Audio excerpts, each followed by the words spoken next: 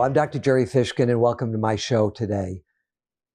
Right now, the world appears to be turning upside down, and people are fearful of falling off. That's my opening today on this COVID-19 coronavirus pandemic. In my own personal life, I have never seen anything like this.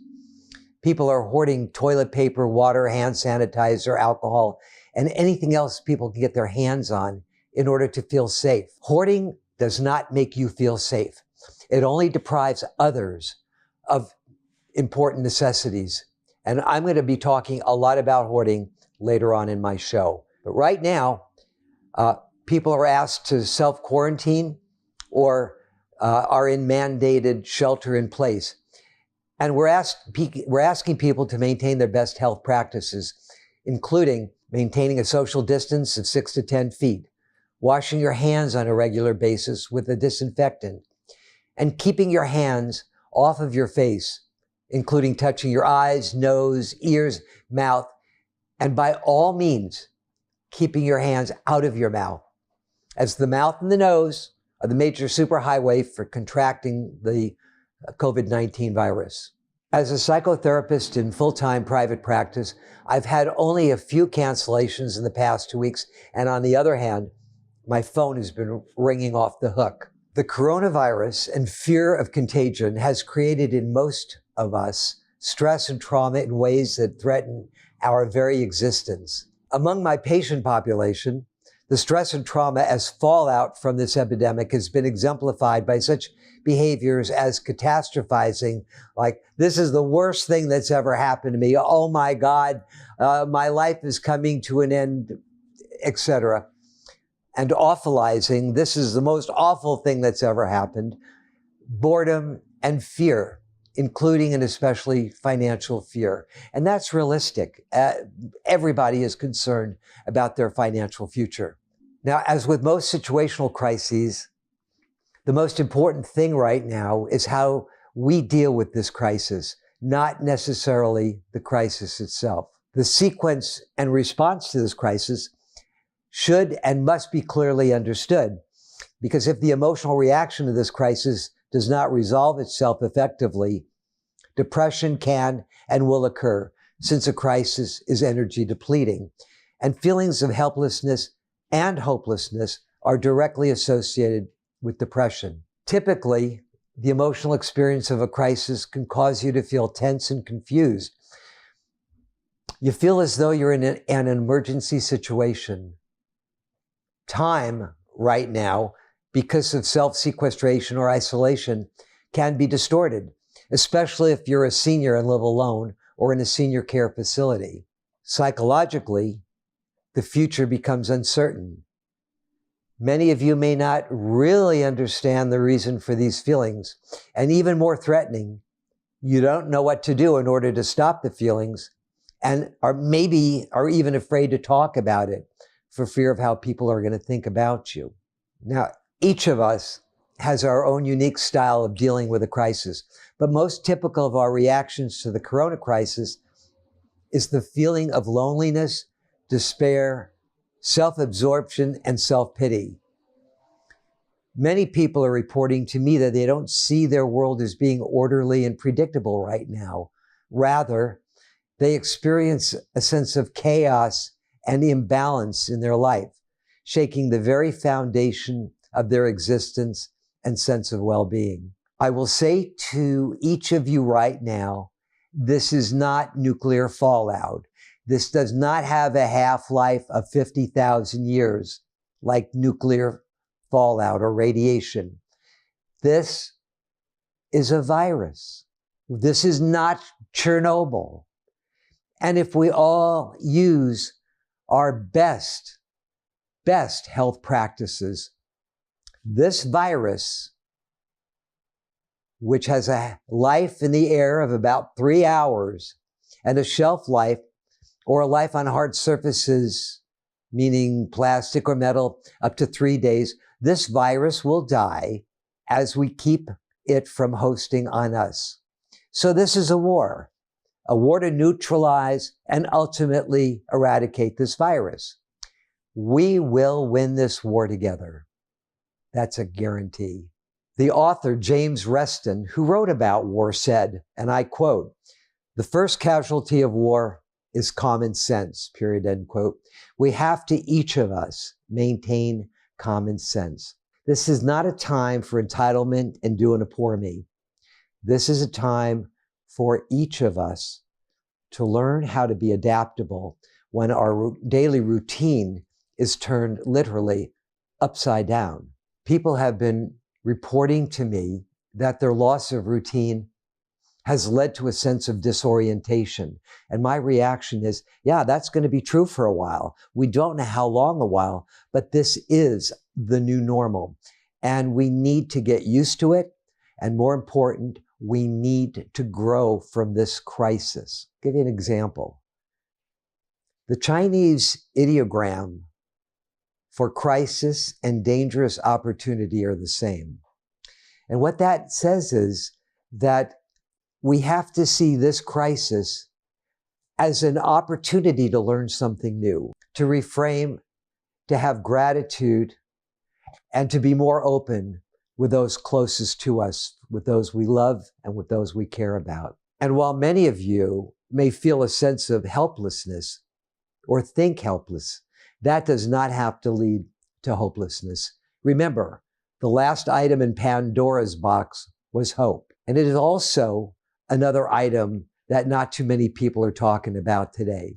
But I'm going to talk about it with you, with the goal of helping you to maintain a sense of optimism, which goes along with hope. When we can see our future, even if it's an hour from now, we have to have a sense of gratitude that we're still here and still functioning. And if you're bored or dealing with the fear of the future, that fear is anticipatory. Get your thinking into the present. If there's something that you wanted to do for a long time, just do it. Clean out that corner of a room or in the garage, or paint that little area of the wall that's been jumping out at you every time you look at it.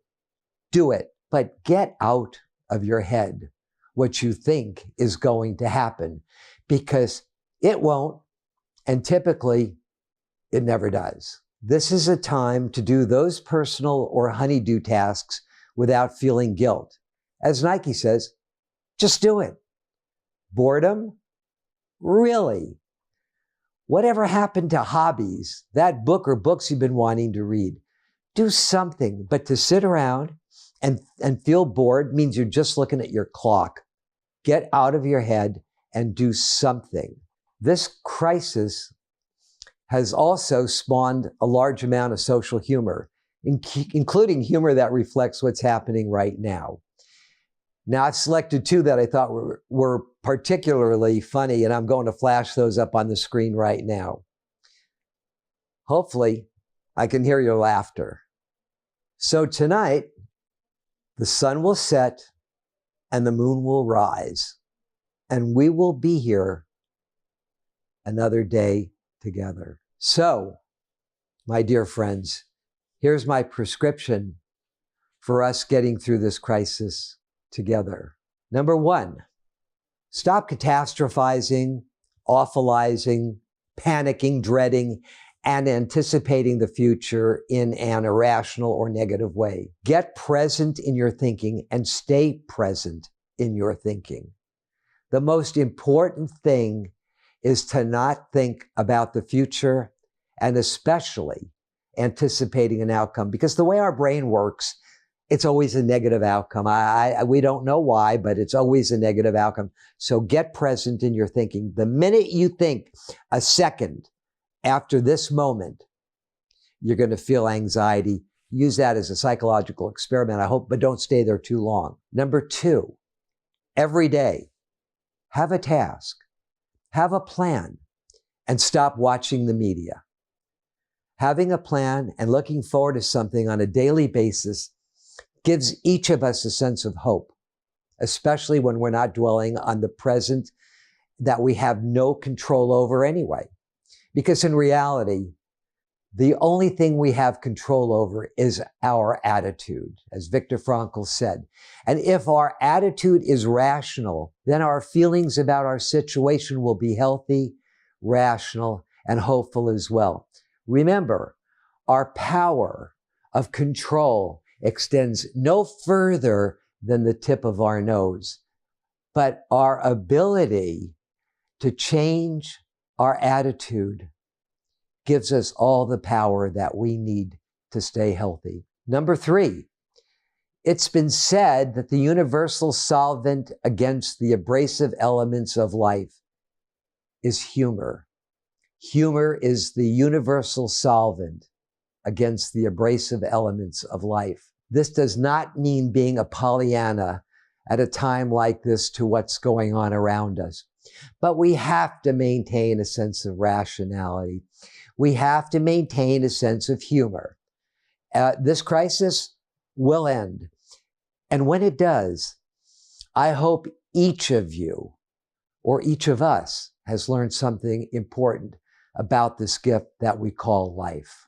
Number 4, having current information is important, but don't compulsively watch the news. You're going to find that your anxiety and blood pressure will rise. The news is intended to keep you attached to it, to watch it as if it's the bloodline for your life. Get as much information as you need and then turn it off. You know, the thing about trauma is that we are constantly going back to the point of trauma, the thing that caused the trauma. We're constantly thinking about it in our mind, in our dreams. And that's so true with information about this virus. Turn off the news. It's not going to make your life any better, and it's designed to keep you agitated. So don't watch the news on a regular basis. Number 5, prayer and having a spiritual connection is really, really important, and especially now when our sense of hope is threatened. Prayer, like meditation, gives us a connection to a higher power. Because of social distancing, people are even praying at home through the internet. How brilliant is that? You need to do something to maintain a spiritual connection, because there's more than what's going on right here on terra firma. So get into it. Every day, have some kind of a connection to something that's not you, okay? Something that's a little bit higher. Prayer is not a bad thing. Number 6, exercise is very important, and especially when we're housebound or in self or mandated quarantine or isolation. No one wants to feel helpless or to be quarantined. We were raised in freedom and we expect it. So watch your frustration and your anger levels. Remember, your emotions, the emotions of hope and fear, cannot exist at the same time. So which one do you choose? Hope or fear? Remember, they can't live together. And quarantine does not have to mean that you're housebound. Get out. Take a walk. Walk your dog. Offer to walk your neighbor's dog. You can even walk your imaginary dog. It just doesn't matter. Just get out of your living space so you can get some fresh air and clear your head and see that there is a horizon somewhere that's not in the 4 walls of your home or your apartment. You need to get out and exercise. Remember, being in quarantine does not mean being in the corner of a room. You can get out, you can do something physical just so you can get your blood running through your body. Number 7, consider taking an internet class or a program, or visit cultural websites such as museums, galleries, or travel websites. And it can be very engaging. My wife and I do that ourselves a lot, even when we're not quarantined, which we're not. You may visualize and plan your next vacation. The net effect is to get out of your current and fearful thinking and into something fun. It doesn't cost any more. You can also check out the courses offered on the Great Courses website. Again, that's the Great Courses. They have everything you could imagine. I used the Great Courses when I was writing my last book, The Science of Shame. So I offer the Great Course website. amazing. Will take you to places you've never even imagined. You might even learn something new during this time of sequestration. Number 8, cell phone and digital addiction is okay when you live your regular life. And I've done some shows on the effects of digital addiction. In self-isolation or enforced quarantine, you don't know what to do with yourself.